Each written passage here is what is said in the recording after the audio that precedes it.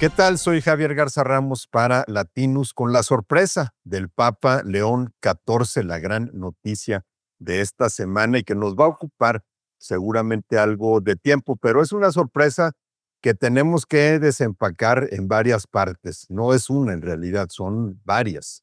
Y creo que cada una por separado nos dice algo sobre el estado actual de la Iglesia Católica, pero sobre todo sobre el rumbo que va a tomar.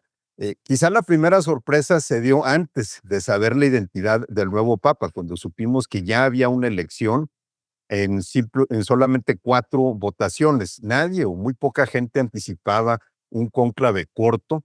Eh, no parecía que había un nivel de consenso en torno a un candidato similar al que hubo en 2013 en torno a quien fue el Papa Francisco o en 2005 en torno a Benedicto XVI. En todo caso, comentaristas especulaban que si el cónclave era corto era porque saldría electo uno de los favoritos, ya sea el italiano Pietro Parolin o el filipino Luis Antonio Tagle.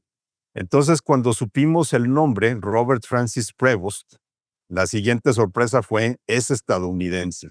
Y eso rompe un tabú que tenía, por lo menos desde el final de la Segunda Guerra Mundial, en el que se consideraba prácticamente que un cardenal de Estados Unidos pudiera ser electo papa. Simplemente se consideraba que dar el papado a una persona que venía de una superpotencia simplemente sería interpretado como que la Iglesia Católica había entregado el control a esa superpotencia. Entonces realmente nunca se veía como una posibilidad. Pero luego, ya que escarbamos en la biografía del cardenal Prevost, vimos que era estadounidense, pero quizá el menos de todos los cardenales que venían de ese país. Alguien que había pasado un total de 20 años en América Latina, en Perú, principalmente, primero como misionero y después como obispo. De esa biografía también comenzó a salir un retrato de continuidad del Papa Francisco. Final de cuentas, Prevost fue promovido a obispo y a cardenal por el propio Papa Francisco, que se lo llevó de la diócesis de Chiclayo, Perú, a Roma, a dirigir el poderoso dicasterio de los obispos, la oficina que recomienda los nombramientos de obispos al Papa y que mantiene la relación con las personas que encabezan diócesis alrededor del mundo. Eso le habría permitido también tener una buena gama de contactos entre los cardenales, la inmensa mayoría de los cuales, alrededor del 80%, son obispos y arzobispos en diócesis alrededor del mundo. Entonces, ya con la biografía empezó a tomar un poco más de lógica esta designación.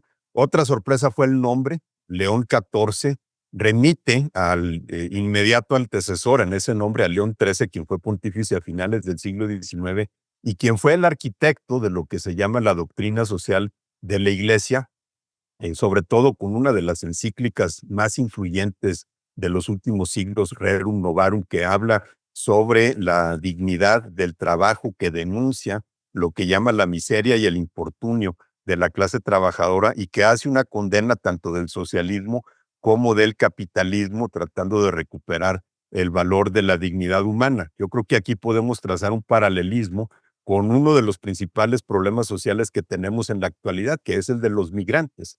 Así como el problema de la clase trabajadora era uno de los más urgentes a finales del siglo XIX, ahora lo vemos como el de la migración. Me parece que es un paralelo importante que León XIV haya retomado, por lo menos en la identificación con quien fuera su antecesor en el nombre, en lo que pudiera ser un acercamiento a uno de los temas que más urgencia tienen actualmente.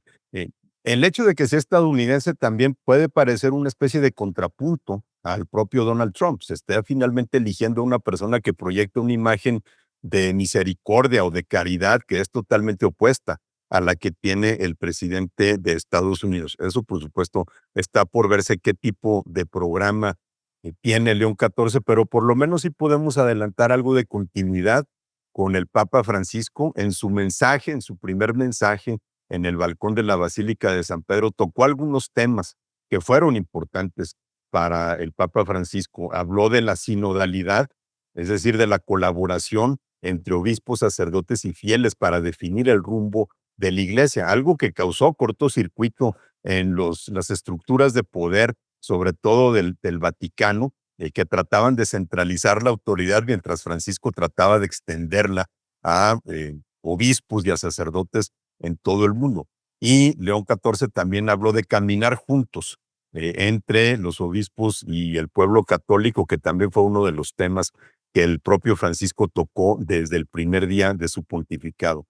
Tocó también el tema de la pobreza en su primera misa, de la misma manera que Francisco lo hizo en la primera misa que tuvo él como pontífice hace 12 años. Entonces ya podemos ver que finalmente el bando de la continuidad triunfó sobre el bando que quería un regreso a una iglesia más tradicional, más conservadora, pero sobre todo más centralizada en el poder dentro del Vaticano. Por supuesto, esas son primeras impresiones. Todavía habrá que ver cuál es el programa y el estilo que tiene el Papa León XIV, pero el rumbo de la Iglesia Católica parece que en algunos rasgos seguirá el del Papa Francisco. En la parte mexicana, el Papa León XIV se va a topar con dos asuntos ya en su escritorio. Ya están presentadas las renuncias de los dos principales arzobispos del país, el de la Ciudad de México, Carlos Aguiar, y el de Guadalajara, José Francisco Robles Ortega. Ambos participaron en el cónclave, pero al tener más de 75 años ya tuvieron que renunciar a sus cargos. Vamos a ver a quién elige el nuevo Papa León XIV también para dirigir la Iglesia mexicana.